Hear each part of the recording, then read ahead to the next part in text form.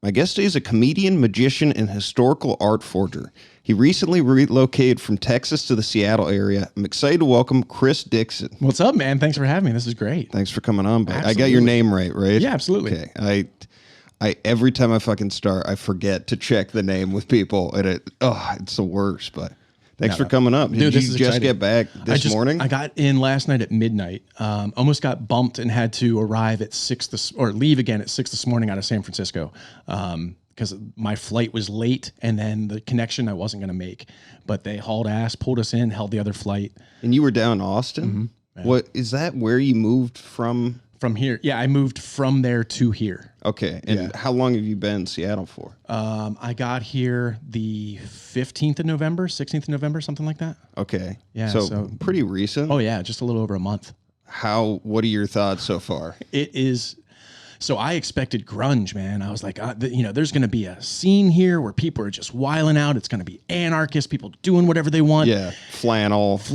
And they're like, Cobain died a long time ago, bro. It's heart and hand right now. There's people with Mumford & Son hats. That's really what this is now. The normal now. Yeah. People are in RAV4s with dogs and bandanas on their necks. So I was like, okay, this is a different scene than what I expected.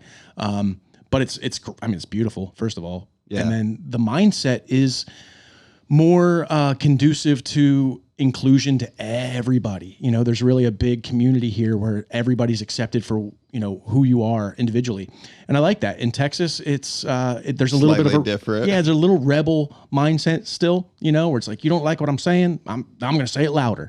Whereas here, you don't like what I'm saying. Okay, thanks for telling me. What part of Austin were you at? Like, were you South Austin, right in the south, right off the bridge? Were you around like where Kill Tony and stuff? Yeah. Okay. Yeah, that's all in the center. Up and do Never that? got picked. Never got picked. I mean, it's a cattle call, bro. Like, you're sitting around with 300 people, it feels like, and just waiting for a number to get picked. Yeah. Yeah. I just worked with Hans Kim recently. I saw. And it was fun just to talk to him because, dude, he was living in a van before he was doing that. And he's from this area, I think, right? He started here. Yeah. So it's pretty wild. Hans is he's a good dude too. Yeah. I'm very happy that he had that come through, but it was just he's exactly the guy you think would get picked for something like that. Right. And that's the thing, it's giving a lot of hope to people. Like, people really migrated to Austin recently. Like, it just blew up. 6,000 people are calling themselves comedians. Yeah. Anybody that raps is like, I'm a comedian too. Like, anybody. And then they see somebody like Hans or if he can do it, then anybody. He was living in a van, so I'm in a tent. And it took him off. I mean, he's hanging with Tony and Joe, and they're going to UFC matches and stuff, and that's the dream now, is like, I want to get discovered there. And it's such a great format for Tony. He's like, I'm just going to have amateurs come up and do their thing. Yeah. And with one clicks, let's roll with it. Like, it's wild. Star Search, It's crazy. I did it once. I didn't actually get picked, but I went to Chop Suey here in Seattle, and my buddy who has been on, he did it for the first time at Skankfest, New York. Yeah.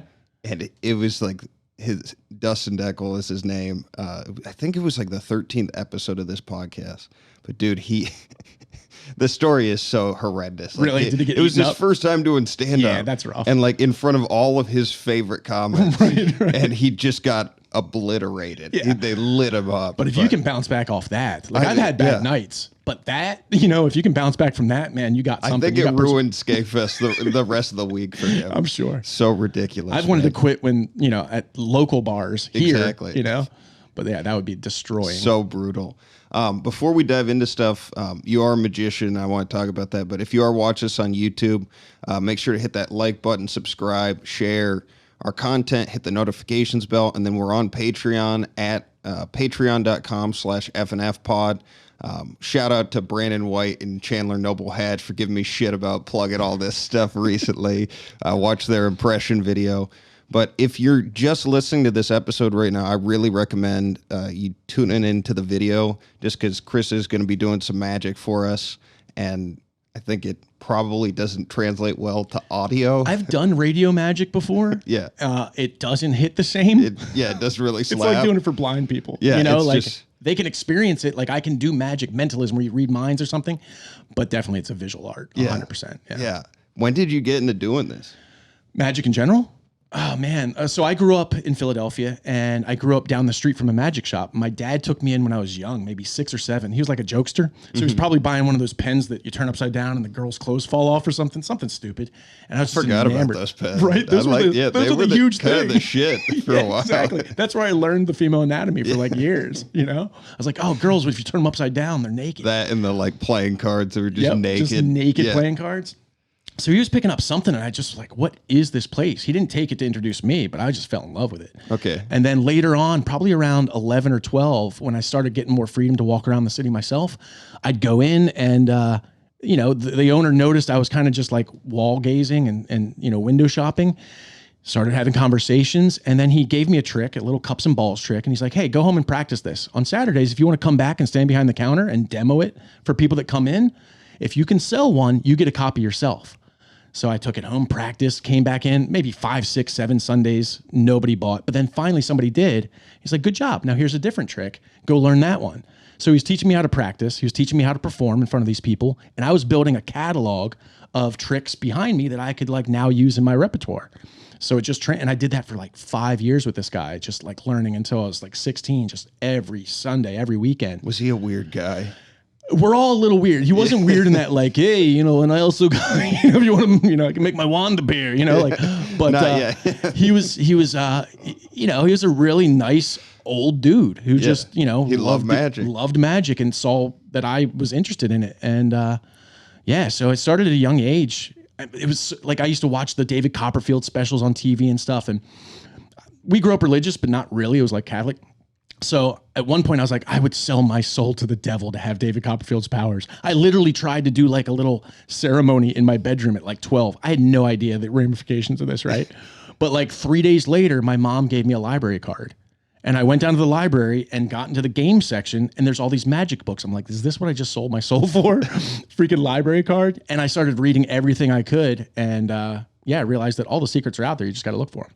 So is that how most magicians learn? I think so. Okay. I think libraries, local libraries, or they see a magician and they're like, okay, or they get a little magic kit, you know, for Christmas or their birthday or something. And then they just start picking it apart and it grows. Where is there an open mic type circuit for Every magic? Yeah. So I moved to New York at 19 years old.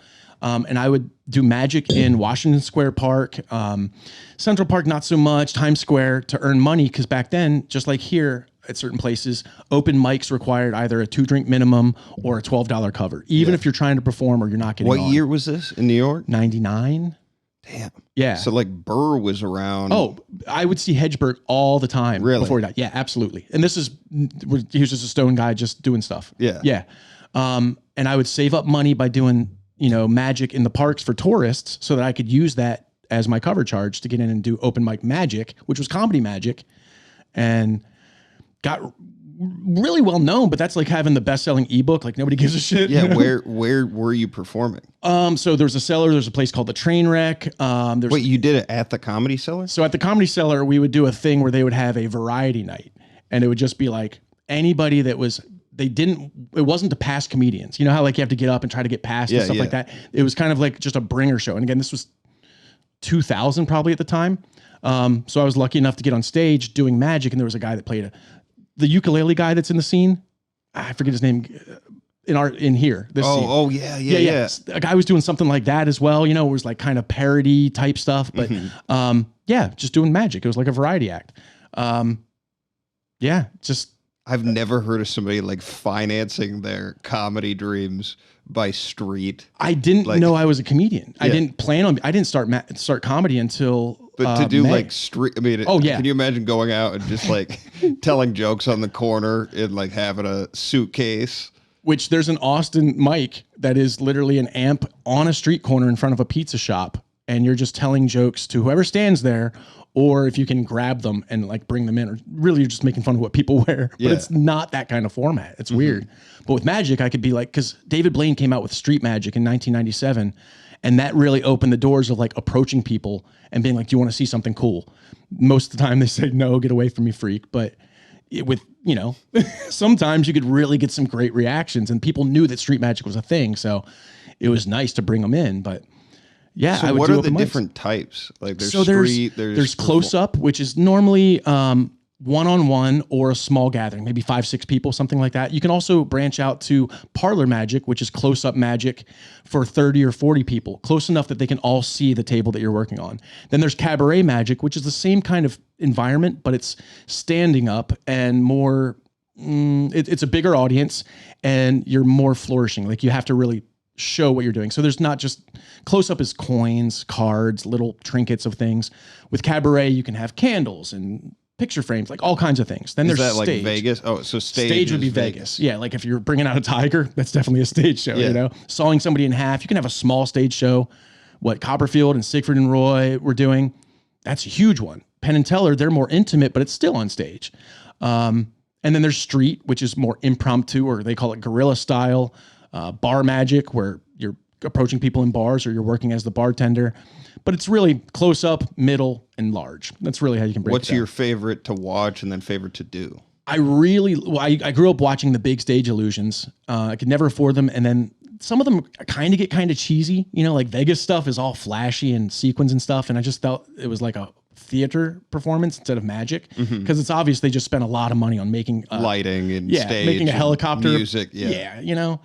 But when it's intimate, like a small group, and you can literally change somebody's point of view for a second. Like for 1 second, they totally forget the laws of the universe. That's my favorite. Okay. Because it's just you and them. They forget. What do you completely. mean by that, though? Explain a little bit. So, okay, for instance, it's hard to do really good magic for children. Like I could pull a unicorn out of a flower pot and they'd be like, oh, yeah, that's where they live. Because they don't understand the laws of physics, the laws of the world, the laws of society to understand when something's been broken. To them, anything's possible. So they don't have the assumptions built in that you and I have. Right. But if I take you back, if I do something and take you back to that moment of wonder where you're like, I thought I understood what could happen in this world. And then I showed you that what you thought could be turned on its ass. For a second, you're back in that childhood wonder as an adult, which is, you know, the goal for me anyway. God damn. So can you talk about like just some of the secrets of magic, or like just like what are you essentially trying to do? Like break it down to me on a basic level. I do it like a joke, or I do it like a story. There's a 3-act structure. You establish the rules just like you would establish your premise. Okay, we're all in this store and I'm going to tell a story about this store. Okay, well, I'm going to set the premise of this, which is there's a law out there that you understand, whether it's you're going to pick a card and remember it, or you're going to think of a word randomly, or this thing is going to float, whatever it is, you establish the laws that we're existing in. Okay. So we establish a boundary, and then I point out how that boundary is real to us and then break that boundary. And but I do it with you instead of to you, just like the difference between telling a joke at an audience member or including the audience with it. Yeah. You know, you can get great reactions doing both, but the real intimacy is when you include them in the joke. Same thing with magic. If I help it organically grow, I'll start a trick like jazz. I have no idea where it's going to go. And hopefully we get to something that's magical. And if it doesn't, okay, no big deal. What happens when you bomb? Like, do you just address it, or do you? So I'm learning. How do you get out of it? I'm learning. I want to be able to do with comedy what I've learned for 20 years in magic is a good jazz musician doesn't bomb. That wrong note now just changes the song. Whereas me as a very new comedian, the wrong laugh or the wrong thing that I say ruins my whole setup. I don't even know what I'm doing. I quit that night. So as a magician, I have enough tools and skills in my repertoire that if something doesn't necessarily go the right way, you'll never know it. I'll just jazz into something else. It might not be as good as what I planned because I planned it, but hopefully we get somewhere, maybe even new, that we've never even thought could happen. So, so how long have you been doing comedy for? I started in May. Okay. Yeah. So what fucking month are we? January? January. It's January 1st, 7, 8 2nd? months. Yeah. Yeah. What are your thoughts on it so far? It's awesome. Like, I don't love magic as much as I love comedy now. Also, I don't need to rely on sitting alone in my apartment, shuffling a deck and reading a billion books. And, you know, it's great to have somebody in an intimate setting with magic, but with comedy, it's really just you and them. If they don't laugh, it's you. And I always wanted to be an actor, but a play that I would be in would bomb because the director sucked, the script sucked, I sucked, the lighting sucked, the audience sucked. so many different reasons that you could fail. But with comedy, if they don't laugh, it was literally you. It could be them sometimes. Oh yeah, Totally is at times. But when you're learning your skill, it really is I you. did this show recently. It was so fucking brutal. Really? Like, yeah, it was just this lady who was just screaming like slurs and like At you? yeah, Or in at me, at other people and shit. And it was just, it's brutal. So I agree with what you're saying, but at the same time, like, There's outliers, of course. you can have fun, as much fun with it as possible, but Yeah. There's an instant karma with stand-up where you get a direct, I don't need to wait for a review to come out in Backpage or Variety or something like that to know that I bombed. I will fucking know right away. Yeah. You know what I mean? Like, instantly. well, it's good that you understand that too, because there's a lot of people like newer where their ear isn't trained for that. So they're just eating shit on stage and they have no idea that they're bombing. And they don't change anything because of it because, yeah, you know. They just don't know any better. I was lucky to have a performance background so early and one that was very interactive with the audience or relying on the audience. You know, you can't do magic at people, you know. You have to want them to see it. And it's a weird thing. Like, you tell somebody you're a magician and it's weird.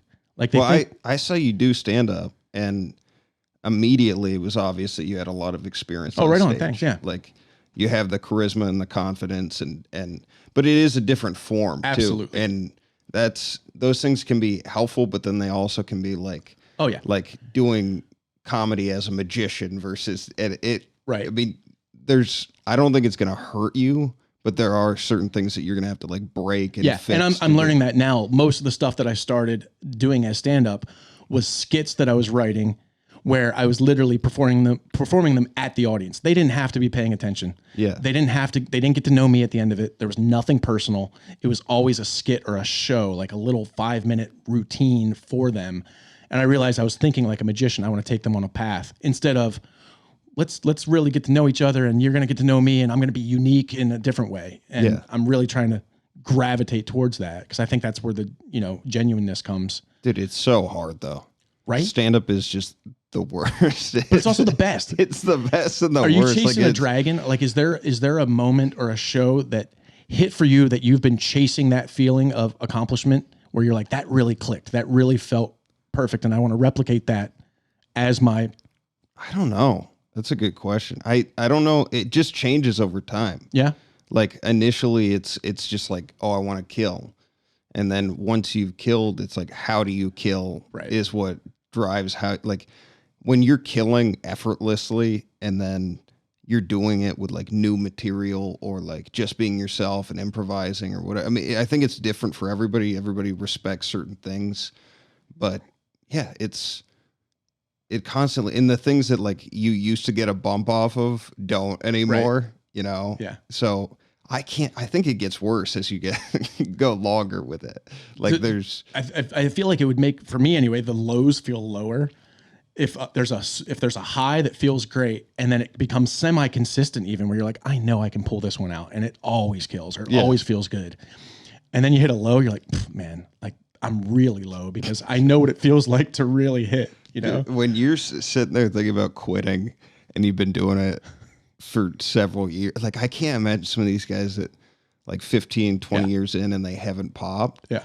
Like those days where you're sitting there like, I want to quit this. Like you just put 15 to 20 years of your life into bars. I think you convince and yourself that your motivation is different at that point. Like if it was to pop or to expand or to branch or to tour or whatever, and that doesn't happen, now it's like, well, I just want to get out of the house, or I really enjoy writing, or I really like that shitty bar I have to go down to. Yeah, those gravy fries at 907 are so good. They're delicious. You know what I mean? Yeah. I was at 907 and it was the first night that I got here. Well, the first night I got here, I went to Tacoma for a bucket draw. I got in that Wednesday morning, went there immediately.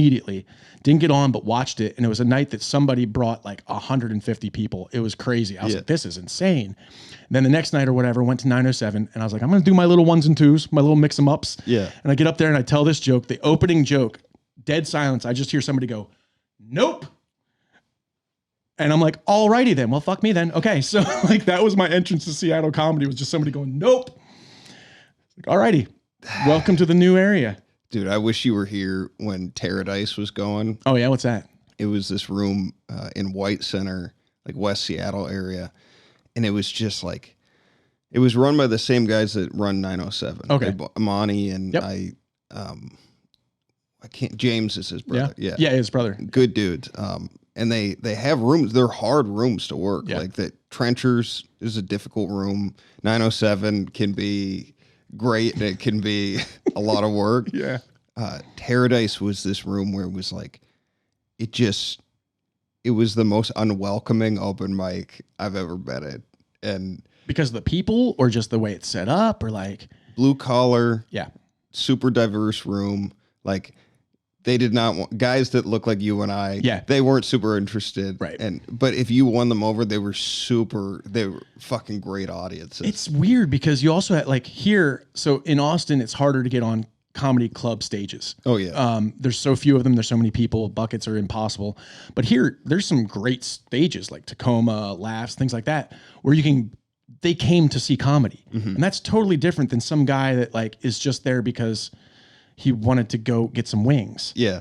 And that's mostly what I found in certain places where they just happen to be there and they're like, I'm interrupting them. And then they're like, it's a symbiotic relationship where we're both unhappy, you know? It's weird because when I started, at least, I thought, oh, I need to go to those places that just like, that's where people are going for comedy. There's value in both. Oh, absolutely. Sure. And like, I think people overvalue those like better stages where like, oh, I have to go. Like until you've learned how to crush in like any place. Yeah. There's stuff to learn. But there are a lot of people where like, they're like, I don't even go to rooms like that. Yeah. And you see it when they're like, when anything goes sideways in a set, when they have to improvise, and if they don't have everything lined up perfectly, they're about to eat some shit. Yeah. So and even at the club, things could not line up for them. Yeah. And then eat shit and be like, what happened? Oh, I'm doing all the stuff that works in the place where it always works. Yeah. It's like, all right, well then it's not road tested. Like I remember Jamie Foxx saying that like he would do all of his like really like his black material stuff that was geared towards his family members and his friends at like the whitest places in Utah, and whatever worked, he would make note of it. Then he would go to his, like the more urban clubs and do like his really generic kind of, normal white people humor. Whatever works there, he knew that he could go to any room and combine those two things and everybody would like it. But you had to test like what it would work. You got to bring that shit in front of that audience, right? And see how. If you're just gonna go up and do a cookie cutter set that always works for these like this group of people that are at the club or this age or the demographic, where's the growth in that, dude? And we're really fortunate. I mean, you've been here for like 6 months or whatever, but this region we have up here in Everett, it's more blue collar, and probably more red. In Seattle, super liberal. You tend to have to work more clean on the weekends. Weekend audiences, they're people coming from the suburbs. They don't really want to hear like the triple fisted dildo joke. And they're woke. They tend to be. Then Tacoma is wide open in terms of what you can talk about. But then they don't want to hear the liberal stuff as much. Right. Nate's club it can be during the week completely different than how it is on the weekends. Yeah, I haven't seen it on the weekends. I've seen it on the week. There's so many different types of audiences here is the point. Right. Like, and to be able to learn in that space. I mean, most people, I don't know what Austin was like, but it's seems like everywhere else I go, it's like one type of audience. Yeah. Okay. I mean, in Austin, you could push the envelope to a degree. Obviously, there's certain things that you're a dick for saying. Like, you don't want to do shock stuff for no reason. Yeah. But you can have shock subjects if you justify it with intelligence, or it's either got to be really smart or really funny. Mm-hmm. If it makes them think like, oh, I didn't even think of this that way.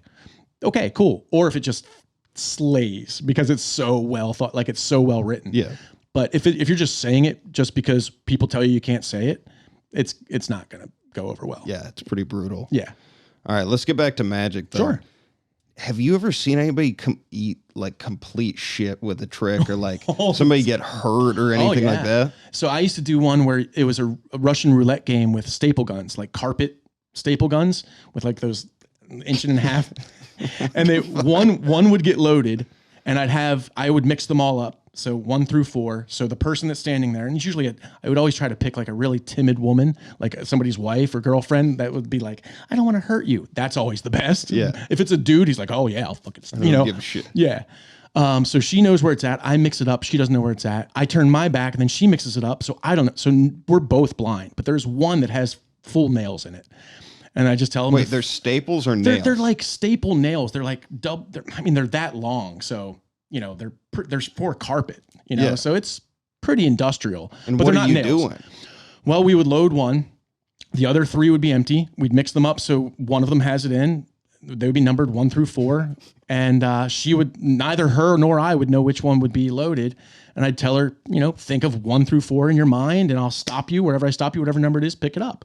And she'd pick it up and put it up to my hand and pull the trigger. And then it graduates to the side of my head until the very last one that's not picked up actually has the nail in it. And we, you know, staple some stuff around and show that it's real. And that's the one you didn't pick, Russian roulette.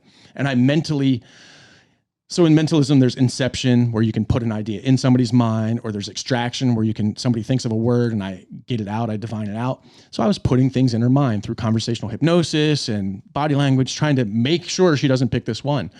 Well, people would see me do that. And I guess I made it look pretty easy because other people started like seeing the reactions. It got a great reaction. Other people were like, yeah, I'm going to do that too. Sure enough, a dude was not ready. And right away, first time he ever tried it, just Jesus himself, nail right into the palm, end of the show. People thought it was part of it. So there's people laughing and clapping. He's in pain.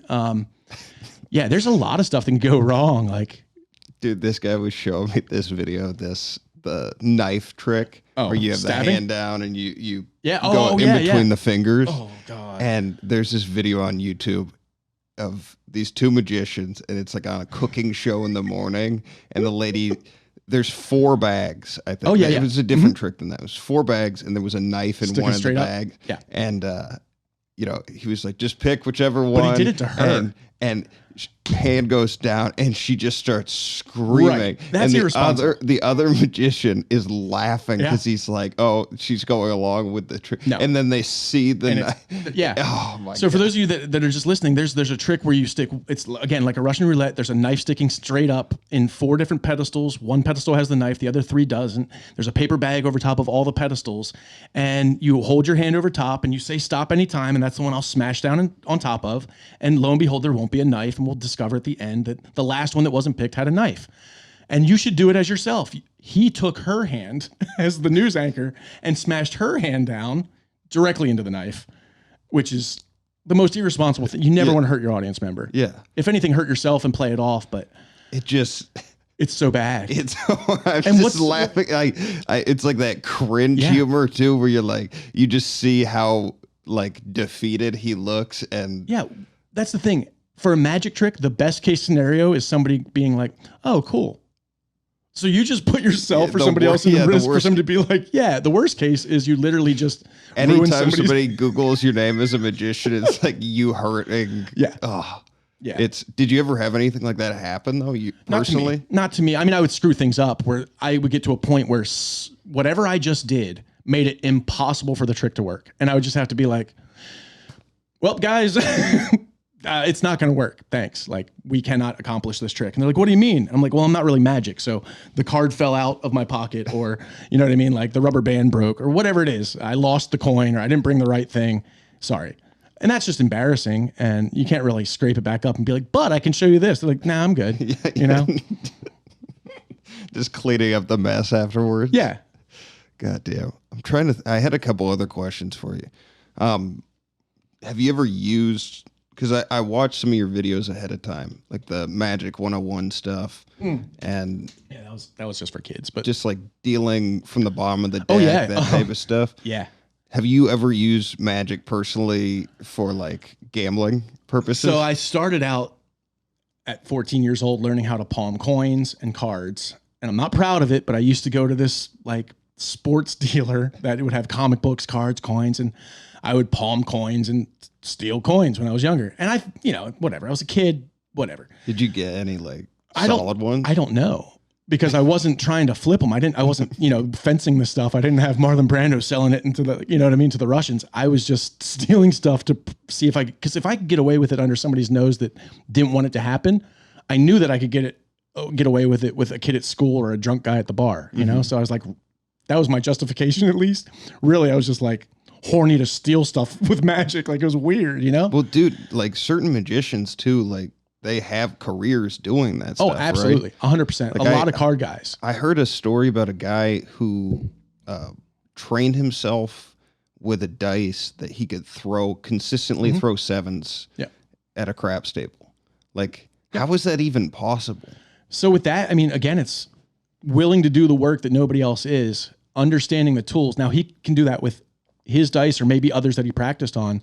There's obviously going to be certain scenarios where it's just not going to work for him because he's not practiced, but you can get down to, I mean, it's hand positioning and release, roll. You can feel the kind, I guarantee that guy practiced on different kind of felts for the bounce back. He bought the table right, exactly. that was used at the casino. Right. So he can account for how it's going to roll when he flips it this way. Have you heard of anything else like this? Oh, all the time. There's guys that would, so there's different, playing cards get really deep. There's different stocks, air cushion finish, cushion finish, slick. Like there's different paper coatings that they do over top. So when you're doing certain manipulations like a bottom deal, a second deal, or trying to stack the deck in a shuffle, certain decks work better for that than others. And you have to do your research.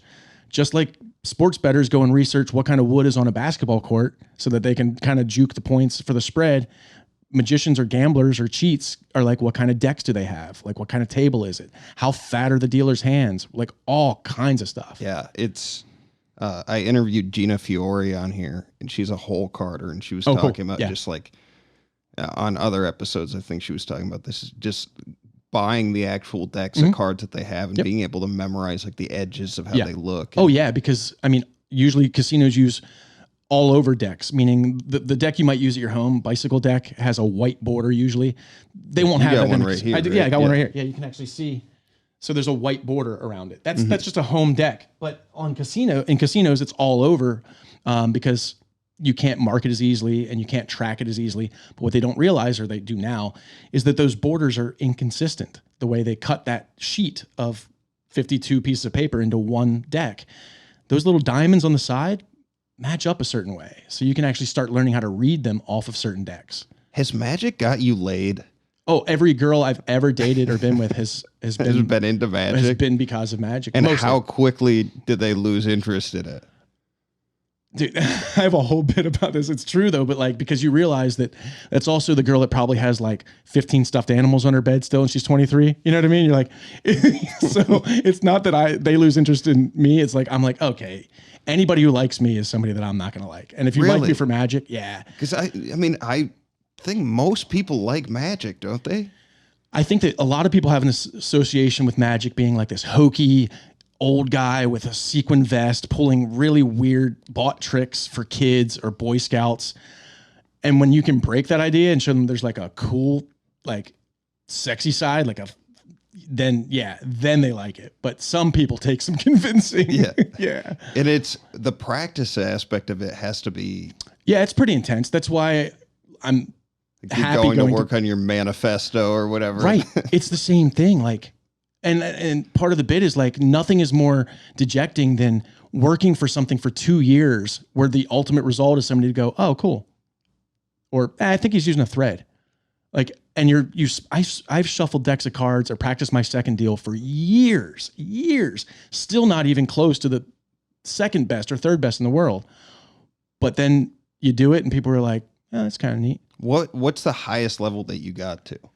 So it's not, I don't know how to describe that, because it's like saying, how good of a painter are you? Mm-hmm. You know, you're like, you're as good as you are, but compared to what, you know? And it's also, you know, completely obtuse to judge yourself next to somebody else, but there's things that I can do that other people can't do. But you get like notoriety on social media. Yeah, and yeah. Stuff So like there's a group called the 52. It was created by a couple different magicians. The main one, his name is Daniel Madison. He's in London. He picked basically 52 cards, just like what we have in the deck. Each person that gets inducted, and you have to get invited, pulls a card. And when that card's out, that card's no longer in the deck. And he would scour, Europe and the Americas for artists. I mean, some of us are web designers that still have a magic background, or just artists that have like an illusionary background where they create things that just kind of turn things on their ass. But most of us are just actual magicians. And he would approach them, and you kind of not necessarily audition, but they kind of definitely put you through trials to see what you can do. And I got inducted in 2015. There's only ever going to be 52 of us. I think there was 47 when I got picked, and we just closed the books. What do you guys do together? We communicate about how we can motivate the art further in real terms, in terms of like how we can actually, like, because there's a lot of hack comedians that give comedy a bad name.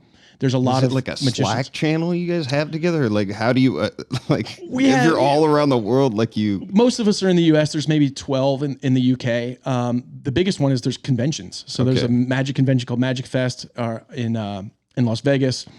Magic Live. There's a lot of different conventions, so that's kind of like a What meeting are these group. guys like, dude? I have to know. Most of them are all tattooed up. They're hip. They're alcoholic. They're the guys that are like, I'm gonna go take DMT and see what I can think about magic. Like they're really into it, but they're into it from like the sense of like, I really want to take people on a journey somewhere. They're artists. Total artists. Gotcha. Total art. But like, one of our guys is Shin Lim. He won America's Got Talent in 2018. Chris Ramsey, the YouTuber, he's the 4 of spades. I'm the 5 of spades. Every person that gets inducted. Wait, do you have a tattoo? Yeah, every person that gets inducted gets a tattoo of their card on their finger. So you'll see pictures of us tagged where we're all, matching up our fingers. That's how people know we're in the group. And in magic, it's a really big deal. Yeah. Really big deal. In fact, we have people that just get it tattooed on themselves just to like kind of like fake clout. But yeah, it just means anywhere you walk into Did you like that card though beforehand? I didn't have any association with it one way or another. Yeah. Now you like every time you eat a sandwich. Exactly. Yeah. And then people always, like on Instagram, they'll send me things to like review or like people make decks and they want me to write about them or whatever. And they're always sending 5 of spades stuff, so I got a bunch of stuff at the house of just, I'm like, well, I guess I got to like it, because I'm surrounded by it, but it was my first tattoo. Yeah. It's cool. It's a cool little thing. Are you working still as a magician? Just as consultant. So what I'll do is I'll help people that are building a show, and I'll watch their show with them, and I'll give them tips and tricks or notes, or they're writing a book and they're like, can you proofread it for me, or write the foreword for me, or the preface, or what have you. Deck reviews where they're like, hey, check this out. And that's really just a free they want me to advertise it, to kind of get it visible by the other magicians or by whoever's going to buy it. But yeah, it's really just consulting. Where they're like, hey, I'm building this trick. What do you think? Look at it from all angles. What can I do better? How can I write it better? But I'm not really performing, magic. All right. I got one question for you, and then let's have you perform some I'll tricks I'll demonstrate something for you. So one of our listeners, fellow comic, AJ, asks, if a magician never reveals his secrets, how do new magicians learn tricks? It's a great question. A lot of people ask that because there is really baseline stuff. When I got to the comedy club at Tacoma, I wanted to stand in the back with Brandon and you guys because I wanted everybody to know that I was serious about it. Yeah. And that's different than just going up and doing my little skits and then going home immediately, not hanging out, not paying any dues of conversation. If somebody learns something from a book or an online video and then they start associating with it and showing that you're serious about it, then it's more like, okay, have a seat at the table and let's talk. Because you're showing that you're taking it seriously. You're not just some Joe Schmo from the outside who wants to, like my girlfriend would want to know the secret to magic that I was doing just to know, not because she wanted to do anything with it. I'm like, I'm not going to tell you. But if you are like, hey, what's going on here? Did you do this or was it that? And you're showing that you're actually taking it professionally or artistically minded, have a conversation for hours. Yeah. So it shows about, you just got to read the person and see what their intents are. Gotcha. So it's like based off of not clout, but like credibility. If and intention. This is what you're trying to do too. Yeah. I'm happy to share that. Yeah. Okay. Intention's everything. If you're doing it just because you want to reveal know, your secrets to other aspiring magicians. Oh, all the time. Okay. All the time. Yeah. Okay. I don't want to do magic, but if you have any secrets to share, if you've ever seen something that you're like, man, I know they're doing something, but how did they do that?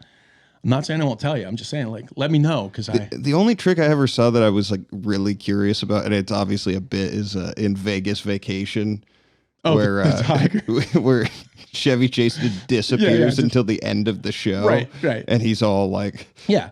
But yeah, if I watch some, I'm definitely gonna hit you up. Most definitely. All right, let's do some tricks. All right, so this is just an experiment. I don't know if it's going to work, and that's fine. For those of you that can see, just a regular deck of cards, which they all say. For those of you that can't see, I have a blue deck of playing cards. What I would like you to, all right, we'll just say stop. Stop. All right, so we're going to use, and it's okay if I see this card. It's not that kind of trick. So it is a 4 of clubs, okay? So we're going to take the 4 clubs, and we're going to mark it in a way that is unique to this card, okay?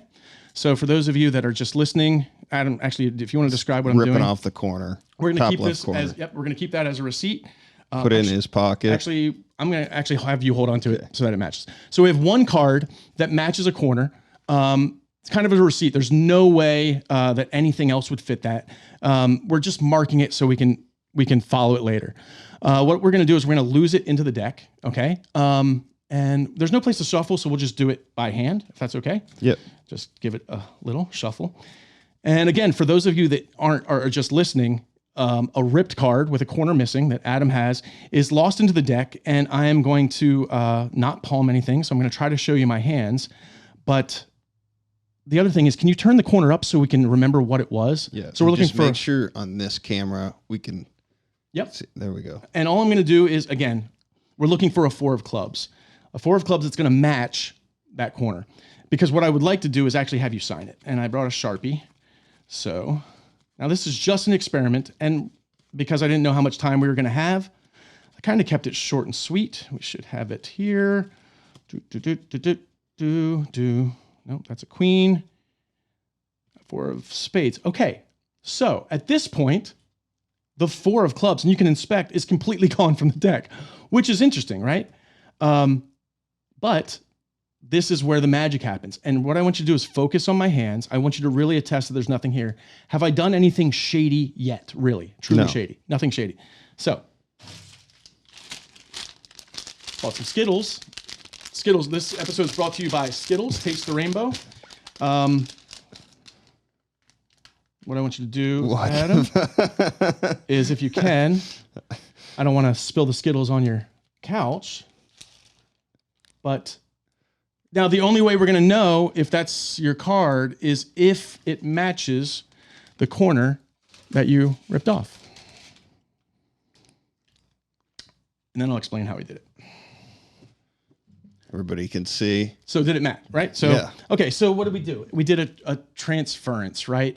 Something happened over here and went to an impossible location. And without palming it, I didn't, there are ways to palm a card. Well, that was shitty. There are ways to palm a card where you can palm it and then look like you're pulling things out of it, but really you're just, bringing it around, or you're leaving it in your hand somewhere where they can't see it and you're pretending to pull it out. That was legitimately in Skittles, yeah? Yeah.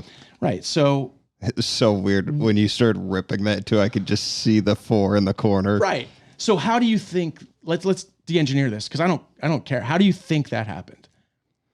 Well, first off, this tear is separate. This is different. I guarantee you it's from that card, 100%. Is it? Mm-hmm. Huh. Yeah, because the one that I tore... Oh, you're right. Yeah, the one I tore is like, I try to make it distinguishable by leaving a little piece that might pop so that they can see it kind of. Yeah, when I first looked at it, I was looking at it like this. Mm-hmm. Oh yeah, overlaying it differently. Yeah, so it looked like uneven. So do you believe that piece matches this is that definitely card? I have no fucking clue how you did that, because that was what I thought initially, is like you did that, it was a distraction, and this was a different one, but you knew which card it was going to be. Right. I literally have no idea how you needed just to be did ripped this. off Yeah. because it has to match. It has to match. Otherwise, you're right. It doesn't matter. I could just have this anywhere under your couch and just give you a different piece and be like, oh yeah. But no, it definitely has to match 100%. And it does. This corner is definitely from that card. If you're just listening to this episode, you need to fucking get on YouTube right now, because that was insane. Can you break it down? Yeah, okay. I can. Can you keep a secret? I mean, I don't know if our listeners and viewers can, but... So I could get in a lot of hot water for this, but I don't really care. Again, any theories? I'd love to see if you had a theory. Remember, Occam's razor, the easiest solution is most commonly the correct one. This corner was ripped off. The card was put into the deck, no longer in the deck, arrives in a sealed pack of Skittles and matches exactly. God, I'm bad at these like on the spot. That's fine. So what I'm going to do is I'm going to let you ruminate on that a little bit. We might revisit it. Okay. And if we never solve it, then I'd love to see some comments of what people. There's definitely people out there that know how this is done. Yeah. That could tip it for everybody, and I'd love to see what they come up with as well. I mean, was the card in there when you got here? Yeah. It's been in there the whole time? Been in there since I bought those. Yeah. So you didn't. I mean, you saw me sit Skittles over there. You're like, I think that's for a trick. And then we've been talking this whole time. Yeah. So, I mean, we have footage that I haven't gone near anything. Absolutely. Okay. But when you bought that package, did you put that card in there and then seal it back up? Yep. Okay. So then you knew what card you were looking forward to do that with. Yep. And you knew what corner you were going to rip. Yep.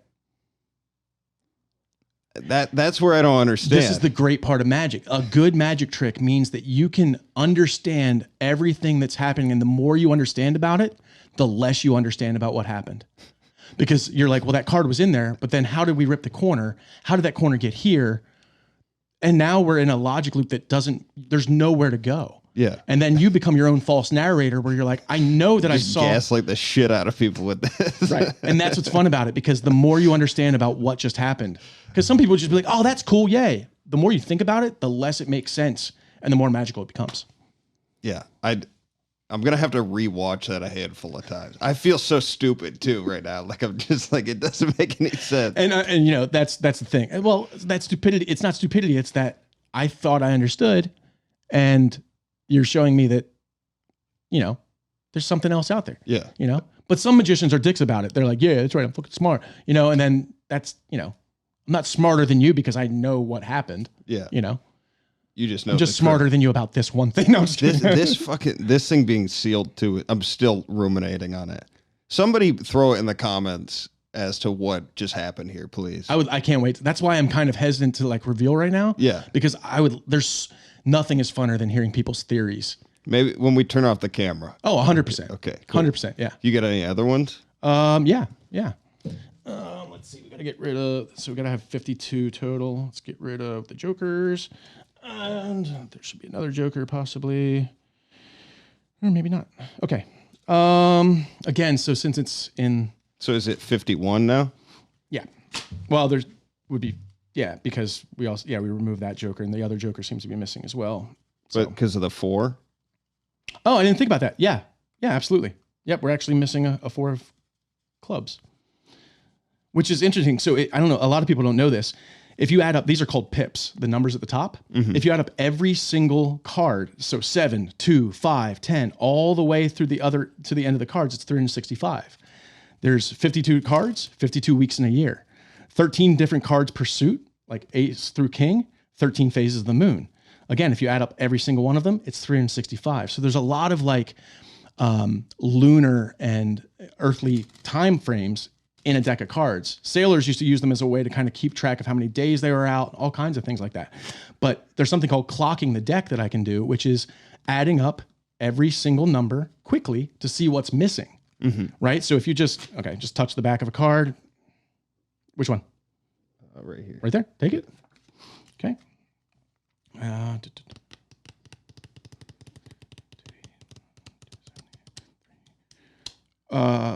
360. So you have a 5.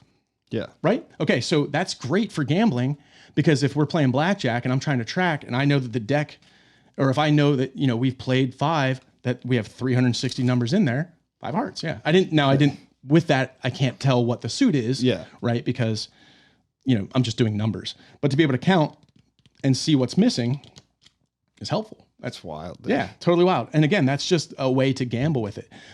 You never like made a bunch of money in Texas playing cards? Not in Texas, but I'm in the military. I'm a full-time active duty service member. So I would get deployed to certain areas and there's nothing to do but play cards. And you'd be integrated with other, I don't know what I should tell you, where you get integrated with other branches. So the Air Force is always really easy marks because they're always kind of nerdy kids and kind of confident and stuff. So I would always sit down and be like, hey, I don't know how to play poker. Do you mind if I'm just the dealer tonight so I can learn? And I'm like, yeah, that's fine. And I would sit there and just deal.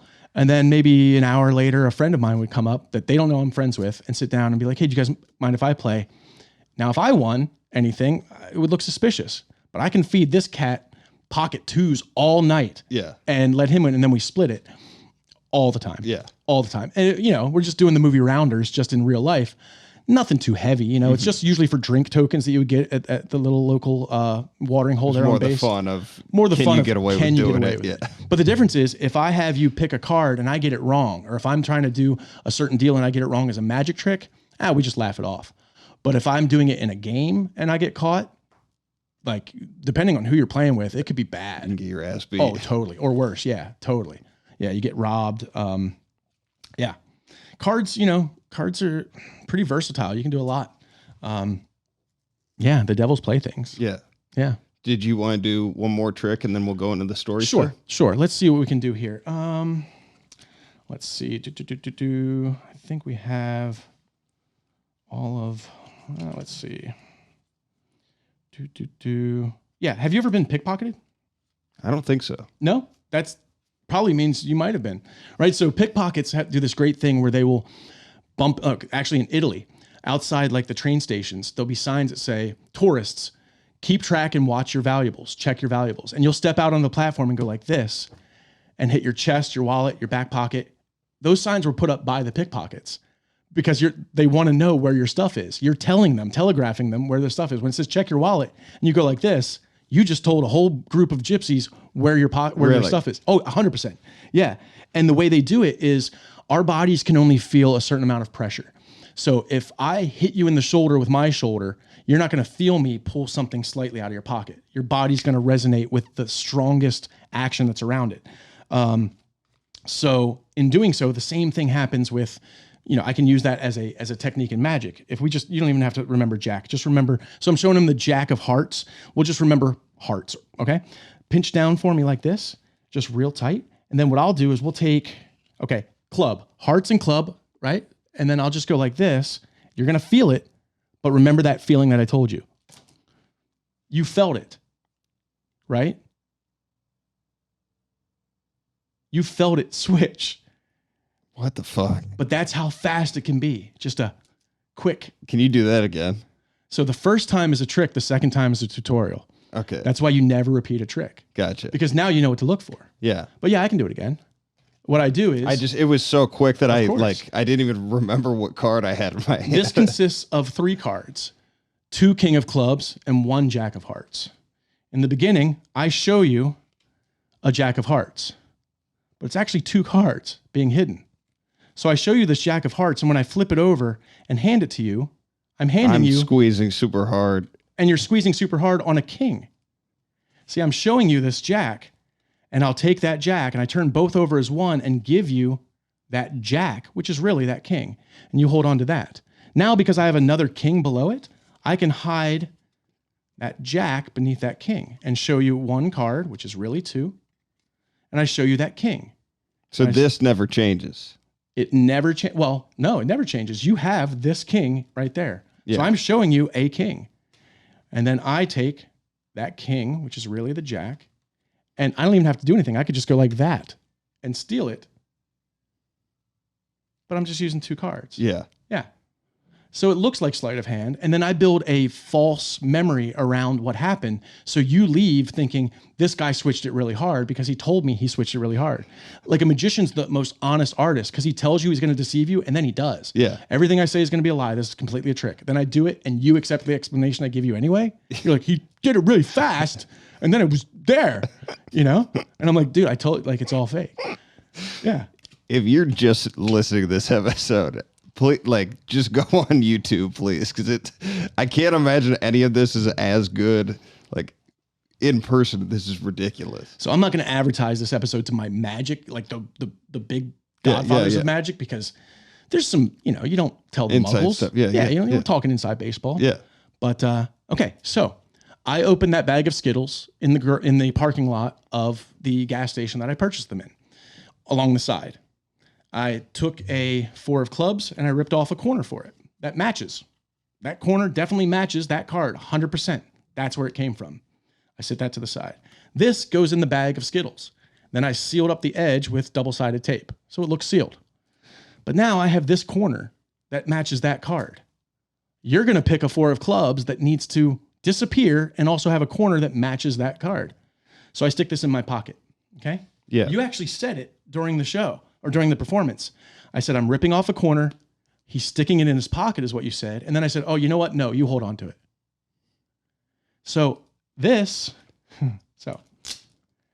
I have a 4 of clubs in this deck that I force on you. Say, stop anywhere. That's the one you're going to get. Yeah. I rip off the corner. Now, the corner that goes to this card is not going to match that card because it's a totally different one. So I have the corner that does match that card in my pocket. Okay, so this corner that's in my pocket matches that card. The first one you gave me, did it not match? Of course not. Oh, yeah, no, the one that I handed you definitely matched because I did this. I ripped it off. Said, we're going to take this. I'm going to hold this. And I just switch it for the one in my pocket. Oh, actually, you know what? You hold on to it.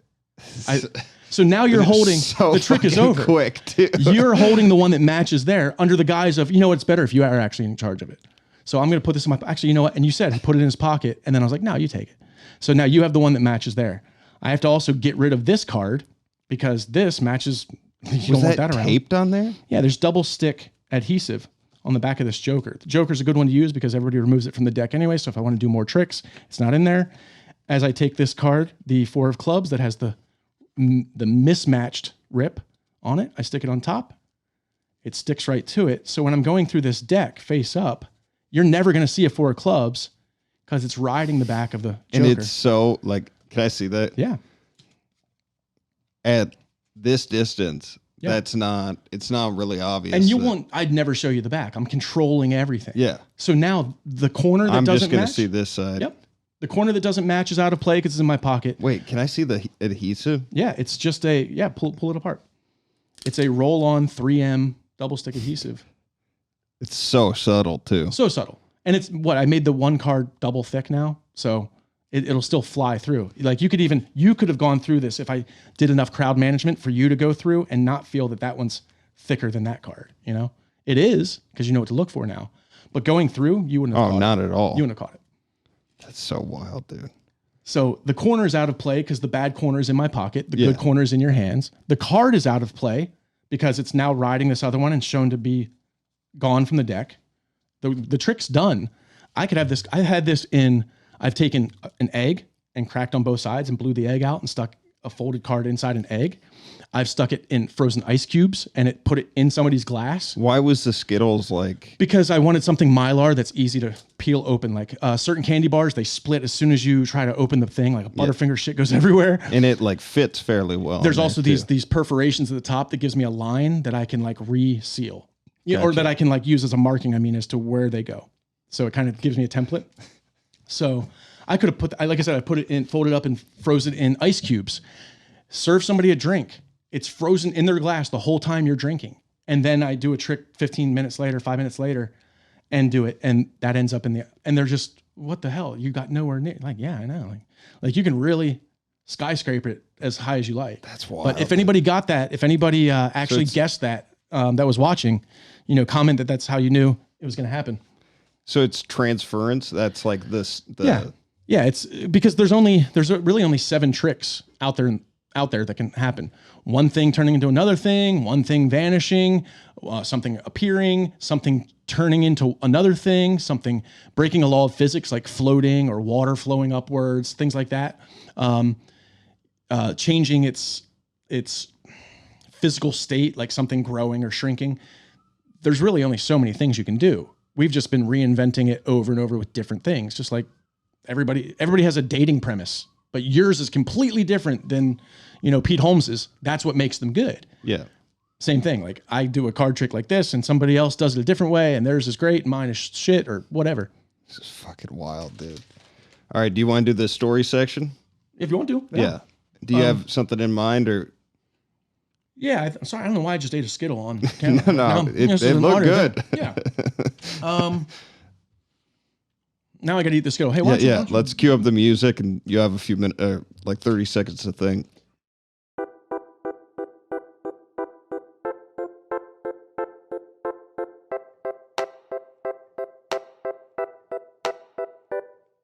It's story time.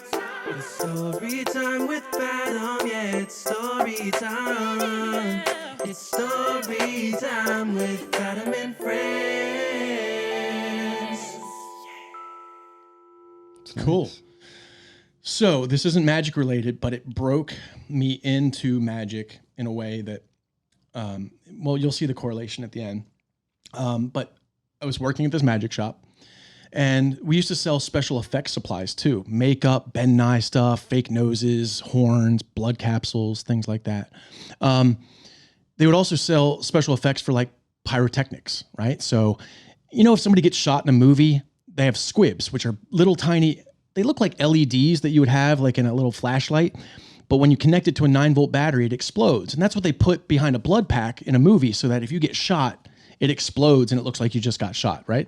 You ever seen those? No, I'm learning right now. Yeah, they're called squibs. So when you see somebody get shot in a movie and their shirt explodes with a powder of blood, that was a little explosion that some guy connected. So they used to sell those. So I had some, you know, just thinking, I'll make a little movie. You know, Reservoir Dogs was cool. Let's try to do our own.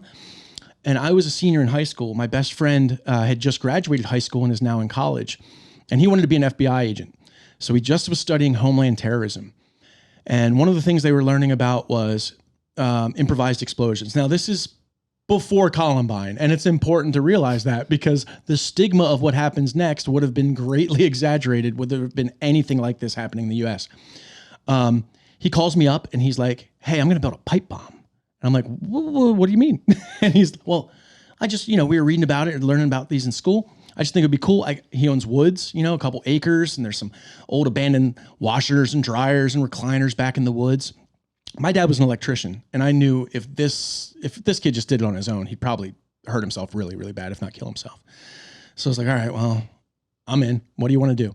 I show up at his house. He pulls out this giant piece of pipe, round enough you can drop a tennis ball through it, and it won't touch the sides. I mean, it's 10 inches long, really thick. I was like, well, what are you going to put in it? And he breaks out this triple F burning black powder used for like Civil War reloaders, you know, like for muskets, for like Civil War reenactments. And the more F's on a black powder means it produces more smoke. Well, more smoke faster creates combustion faster. So that means it's going to really burn really fast, create a lot of smoke. So it's like, all right, if you're going to do it, you're going to do it safe, what have you. Line the inside with a condom so static electricity doesn't hit anything, whatever. Bop, bop, bop. Steps being omitted for, you know, safety reasons. Drill through the cap, stick that squib into the pipe and twist it all up. It was the Monday after Easter, and I had just gotten a new Timex digital watch for Easter. So the old one didn't really need anymore. Cut off the speaker on it, connected it to the thing so that with a little relay. So it, you know, you set the timer, and instead of your watch going beep, beep, beep, beep, it'll connect that battery to that little squib, which already explodes. Now it'll just go off, right? So, all right, we're going to go back in his woods. We're going to sit this back there. I got a video camera. We're going to videotape. Just sit there back there and watch and see what happens, you know. Kids just experimenting. Because I was 16, almost, maybe 17, 16. I think I was 16. And he was a little older. So we're just experimenting. We stick it in a black plastic stack it toolbox and twist all the wires of the watch so that it's hanging outside the toolbox so we can still see the time, latch it closed, walk back into his woods, find an old recliner, sit it there and set it for 11 o'clock in the morning. We hide behind his wood pile. We have our other watch, and we noticed that 11 o'clock came and went and nothing happened. The battery on the camera is already starting to die. All right, well, 11:15. Let's give it a little bit more time. 11:15 happens, nothing. And this Such thing, a terrible feeling, bro, too. It was giant. I mean, it was so big. Yeah, I've had it happen with like fireworks where you like, did the fuse, did it not? Yeah, and then you want to go up and look at it, yeah. and it's like, or it just doesn't. It's the worst feeling. Yeah, you're like, yeah. I was like Jeremy Renner in Hurt Locker, you know, but I didn't have that nice, you know, Stay Puft Marshmallow suit. So I was like, all right, 11:30 still hasn't happened. I'm going to go up and look at it. That's a long time. It was half an hour. Yeah. I was like, I don't know what we do. So I go and look at it. Yeah, it was set for 11. But the AM and the PM were reversed on the watch. So I was like, we got 12 hours, bro. Yeah. Like we could either leave it here and risk a deer. a kid, an adult coming up and poking this thing. Could you not reset it? I knew that the watch itself makes sound when you press the buttons. Ooh. And it's connected to the speaker. That was a smart thing. That was what it was. That's where I was like, I don't want to touch it. Yeah. So I connect a relay. So instead of the alarm making a sound, I cut off the speaker and it would connect a relay and actually make that connection for the little squib to go off and create the reaction of the whole thing going off. I didn't want to make any sounds. I just noticed that the little tiny bell symbol was on the thing and that we were in PM instead of AM. And I'm like, we got 12 hours. And again, you could risk anybody. Like, I don't even want to carry it around. Like, what do you do? It's 12 hours. You know, the police would probably shoot it with a shotgun just trying to make it blow. We didn't know what to do. So I was like, all right, go get a pair of scissors. I'm going to cut this thing apart. We learned our lesson, but really in the back of our minds, we're like, we'll just do it better next time. So he went up back to his house, got some scissors. I went over, I knelt over it. Scissors are longer on the top than they are on the bottom. There's that little tiny ledge.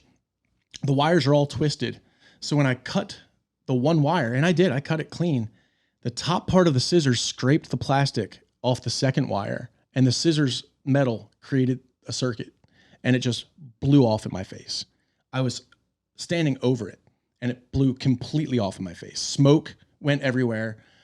I was immediately in shock, couldn't hear anything, and I felt water, like sweat, just running down my forehead in this smoking haze. I put my hand up to my forehead and just touched it, and it was just covered in blood. And I just started screaming, I'm dead. Like, it was just a response. And he's like, oh my God, we got to get you to the hospital. I got to call my girlfriend. And I'm like, I think we need a paramedic. Like, I think we need the paramedics. His parents had just left that area that weekend for Disneyland with his younger sister and younger brother. So he was left alone. So nobody was at home. It was just us. And where was this? This is in central Pennsylvania. Okay. Yeah. Central Pennsylvania. Poconos. No, that's a little. It's Harrisburg near the capital, but we're still, and there's a lot of rural areas around there, so we hit some nice woods. So we go into the bathroom, and I sit down and puts a towel on my head. He calls the paramedics, and the paramedics arrive very shortly, and they walk in. They're like, "Hey, son, can you remove that thing? Let me see." And there was a Dorito-sized piece of shrapnel sticking out of my forehead. I still have a hole here that you can actually push all the way. You can feel all the way through my skull, and about the size of like a full Dorito just sticking out. What the They saw that, and they're like, he got on his little walkie-talkie on his shoulder and was like, blah, blah, blah, blah, blah, whatever. And within what felt like seconds, but I'm sure it was minutes, the Lifeline helicopter from Penn State University's healthcare department landed in his cul-de-sac, picked me up, and flew me to Johns Hopkins University immediately.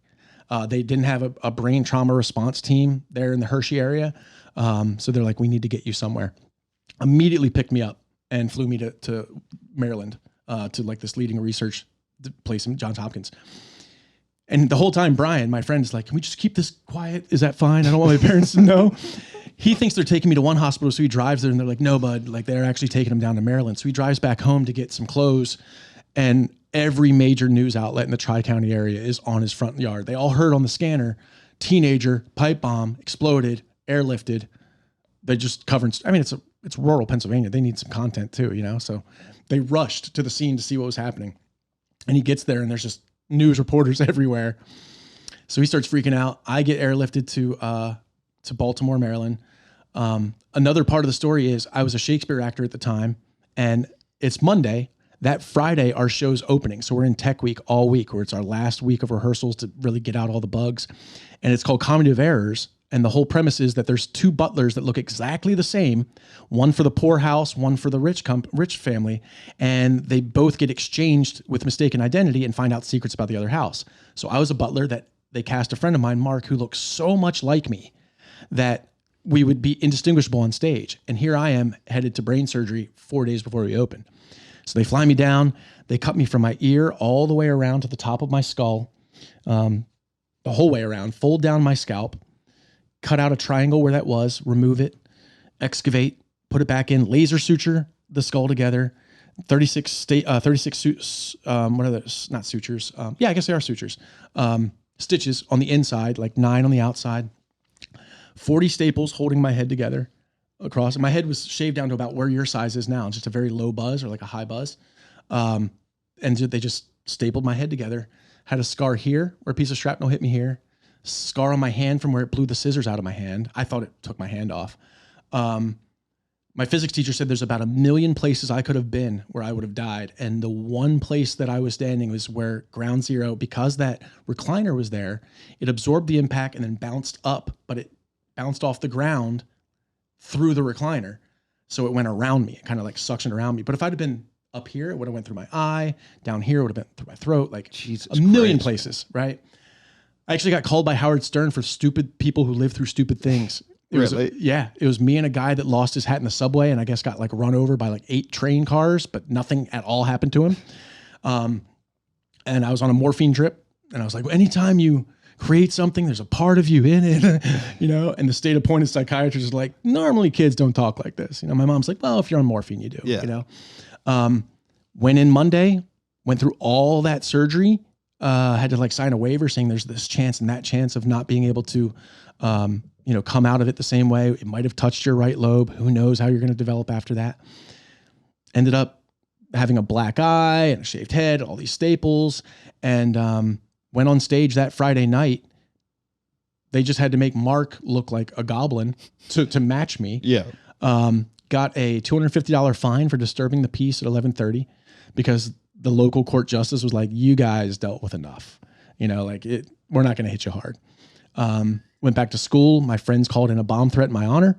So we're all standing outside, the whole school standing outside, and I'm looking like Dr. Evil. Everybody's looking at me. I'm like, it wasn't me. And I'll give you I was interviewed by newspapers where I'd have to go to different schools and talk about like the dangers of getting bored and building pipe bombs. But I wanted to be an actor and he wanted to be an FBI agent. So I took the whole thing. I was like, it was on me. He wasn't even there. He was just in the back, blah, blah, blah. And so I did that show. And then the next, whatever it would be, like I think it was like a month and a half of shows, I started writing jokes, started doing this De Niro impression, started writing different things and realized like, when you get that close, either nothing can kill you, come on, bring it. Like I'm Teflon Don, nothing's going to stick. Or man, I'm not guaranteed anything. Like every second's precious. So I was like, man, I really want to make people laugh. I really want to do like magic and make people laugh. I don't know if I got that much time, and I hit it hard. Oh, yeah. And I never would have afterwards. I'd have just been that funny kid in the office, you know, or in the school who's like, oh yeah, he's cool, he's funny, he does voices or whatever. But I was like, if I don't do it tomorrow, it'll never happen. And that's what changed my learning process for learning magic or my writing techniques now for like comedy is like this open mic that I'm going to go to tonight might be the worst fucking place. But if I don't do it, I don't know tomorrow's going to happen. I'm going to try to make it the best show possible. And it might suck because I still suck. I'm still new. Yeah. But it's got to be as good enough that I'm going to give it my all, 100%. Fuck yeah. And I never would have done that if something like that would have happened. I was a total different mindset dude. That's I've had a lot of people tell stories, not live through pipe bomb to the face. That's pretty intense. Yeah, it was pretty. And then I tried to join the Army as bomb disposal, EOD. And they're like, do you have any felonies or misdemeanors? And I was like, oh yeah, I got a disturbing the peace for a homemade firework. And they're like, okay, cool. We'll check that out later. Because you need a top secret to join for that job.